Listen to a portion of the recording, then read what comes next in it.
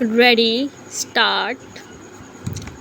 Not content with the bloodbath it has unleashed in Gaza, Israel is now on the rampage in Lebanon, routinely violating that country's sovereignty and hitting civilian targets in its quest to target Hezbollah. The week began with an unprecedented example of digital terrorism, as hundreds of pagers believed to have been ringed, ringed by Israel exploded in Lebanon on Tuesday. Though Hezbollah fighters were apparently the prime targets, many civilians also suffered cacu- calculators casualties. Just a day later, hundreds of vehicle talkers exploded, also resulting in numerous deaths and injuries. Then on Friday, Israel struck a residential area of Beirut.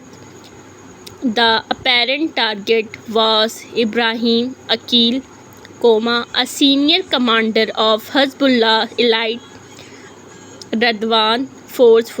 According to the Lebanon's health minister, at least 70 people have been killed in these attacks, including children.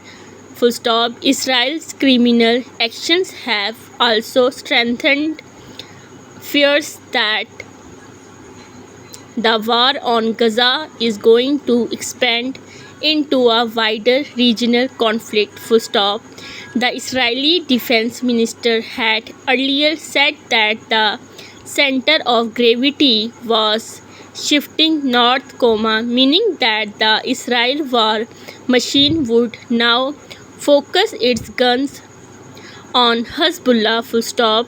Meanwhile, following the pager blast, Hezbollah chief Hassan Nasrullah had said the fresh attack were a declaration of war unless there is a miraculous and rapid de-escalation, principally in the form of Gaza ceasefire. A wider war surely looms on the horizon. Israel has violated Lebanon's sovereignty several times over the past decades, also occupying Lebanon's territory.